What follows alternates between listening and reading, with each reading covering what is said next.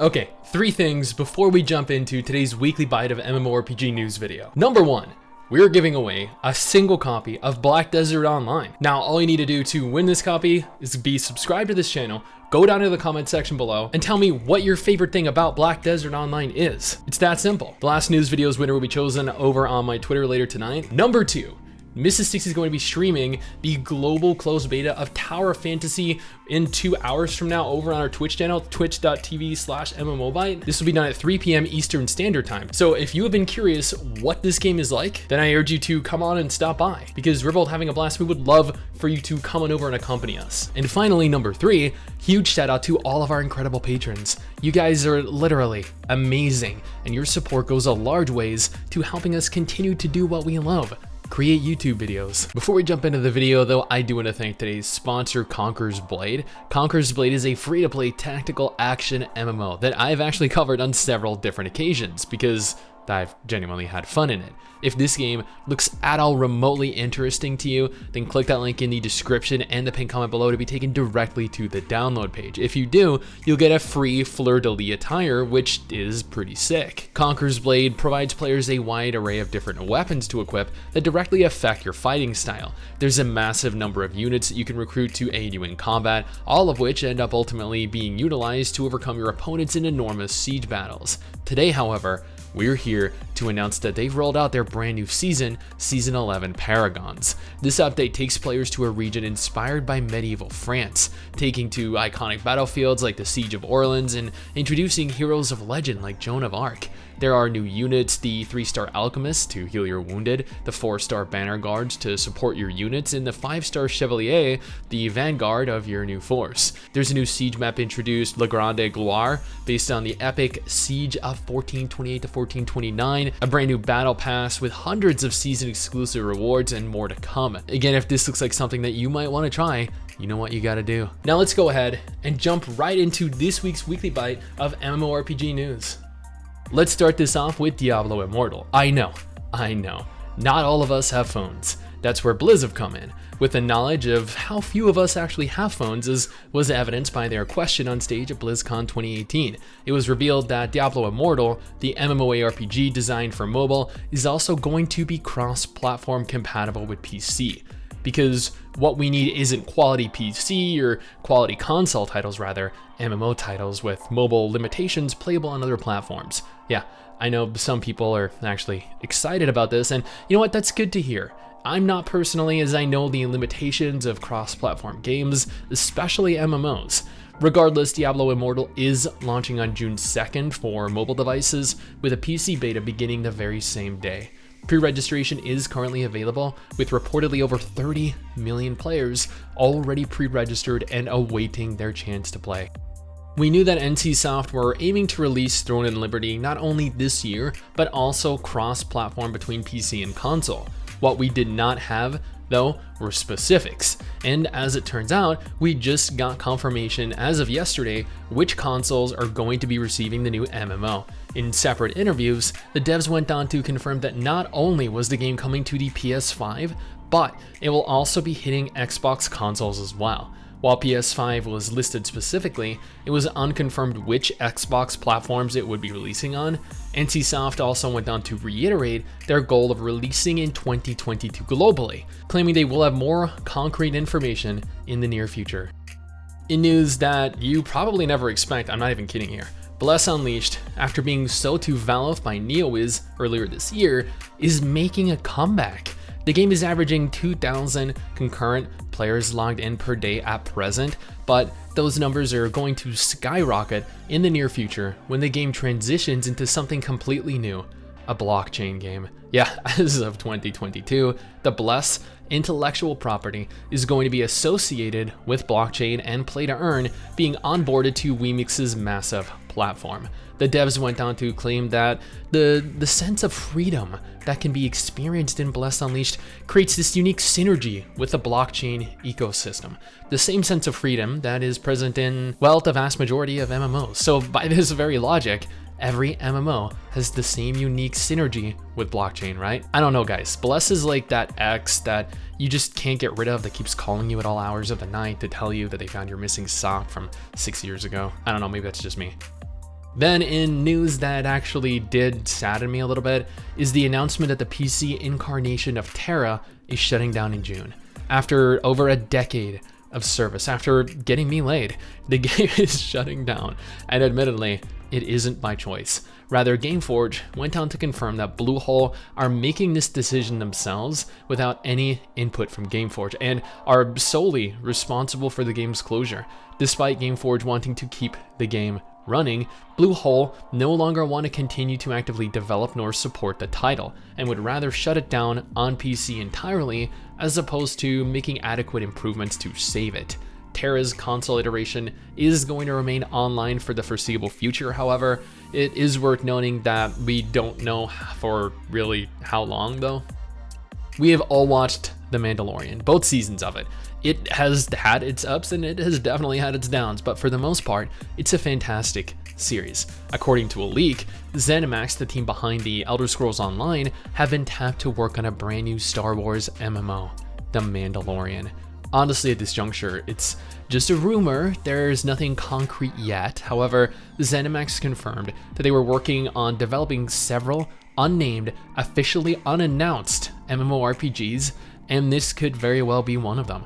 I doubt this would feature Mando from that TV series, but you know what? It definitely has the potential of tying into the series in some form, or it'll be a prequel when the Mandalorians were a much more prevalent force in the universe. I don't know. Either way, this is only good news for not only the Star Wars intellectual property, but also for the MMO genre. We need more high quality, more polished AAA budget Western MMOs, and something to replace the Old Republic with.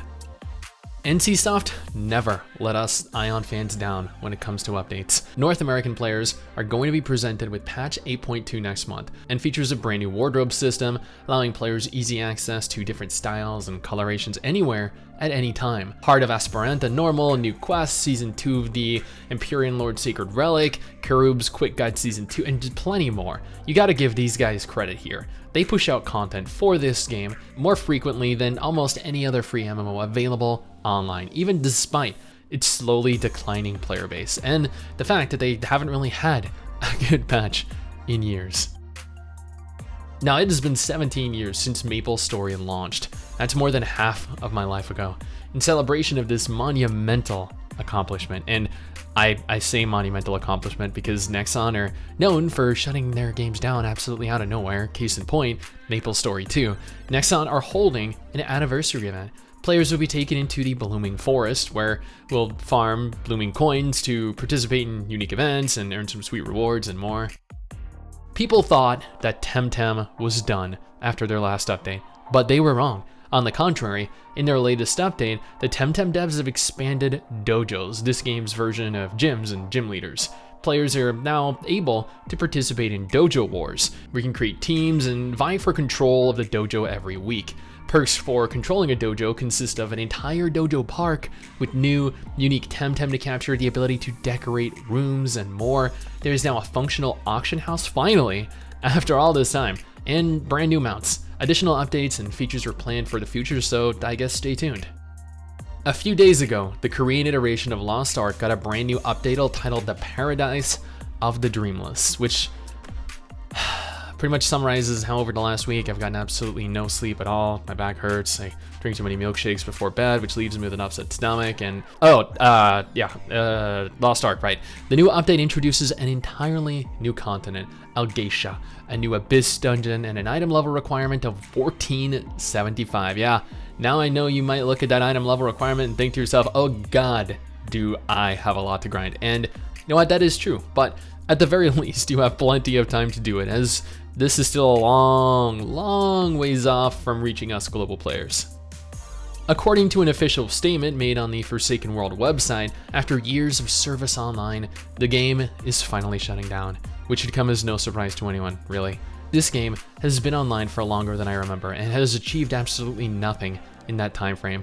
Its population has been in the single digits. There has been nothing released with regards to new content. To make the claim that this game was in maintenance mode would actually be an insult to Gamigo, who is literally known by everyone that plays MMOs to only purchase dead MMOs and keep them on life support to milk whatever they can from their players. The game officially shuts down on November 30th, 2022. I'll be streaming this next week as I feel like one last trip into the game before it's gone forever. So if you'd like to join me, you know where we stream. Despite having roughly the same number of likes and dislikes on their announcement video, WoW has revealed their latest expansion, Dragonflight, along with Wrath Classic, which is launching later this year. Naturally, Dragonflight introduces a ton of new areas, dungeons, raids, but it also features an entirely new race to play as, the Drakthir, who have access to the new Evoker class. The Evoker has both range DPS and healer specs and wears male armor, so it's kind of like a DK or a Demon Hunter, which both only have 2 specs as well. They're completely overhauling talents and crafting. The talent trees actually look pretty good, I'm not gonna lie here, and are attempting to make crafting more important. We'll also be able to ride dragons with a brand new style of flight that many players are actually slamming, claiming that they stole the idea from Guild Wars 2. As for Wrath Classic, if social media has told me anything, it's that players are upset with Blizz's choice to release the classic version of the game without the dungeon finder alongside it. The new sandbox MMO Playable Worlds has received a massive new injection of funding, $25 million US, bringing it closer and closer to completion. Back in 2019, the game had obtained a little shy of $3 million in initial funding. In 2020, $10 million, and now, 2 years later, $25 million. Raf Koster, who's in charge of bringing Playable Worlds to life, confirmed that they were reasonably far along in terms of development last year, and while very little has been shown or detailed thus far, I'm definitely curious. With this much funding, and the guy behind Star Wars Galaxies and Ultima Online, this should be interesting at the very least. So 2 weeks ago, I did a video on a tweet that Ghostcrawler made concerning Riot's League of Legends MMO, not specifically pertaining to the tweet, but rather news outlets' reaction to the tweet, claiming the MMO might never release. Ghostcrawler felt obligated to make a follow-up tweet to clarify a few things though.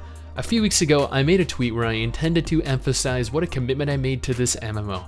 Some players and media latched on to the might never ship part and extrapolated that the development was not going well. Spoiler, it is going great. This team is so stacked, but there is no guarantee any game in this business will ship. Anyone who makes that promise is essentially saying that they will ship even if the game is disappointing. We won't ship a disappointing game. We also won't crunch just to make sure that the game is as good as it can be. Do I think Riot will launch an MMO at some point? Absolutely. There are so many good reasons to do it. Maybe I might not be the leader, or this is not the right team, or our design isn't the right one, but the company will keep at it until the game is worthy of your expectations. Hopefully that puts any rumors to bed. Now, MRSSTIX and I have been streaming a lot of Tower Fantasy over on Twitch, 5 days a week pretty much. The global closed beta has been an absolute blast to play through, and we've experienced quite a bit of the game thus far. I plan on having a full dedicated video up on our experience in the next week or so, but the reason that I'm including it here is because recently the game had a slight hiccup that needed to be patched out. Apparently, players were able to abuse registering new counts that were immediately granted beta access, so there were hundreds of new beta participants that obtained access illegally as a result of this glitch. It was patched as noted, but honestly, this is yet another sign of the developer's incompetence, something that has become a recurring theme around here. Great game, poor developer. And that's it. That's every bit of MMO related news that mattered to me this week. If you can think of something that you think I missed, then let me know down in the comments below and I will attempt to include it next time. Until then, if you're looking for something to play, I got you covered with a list of the greatest games to play currently and another list here of the confirmed 2020 MMOs to expect this year.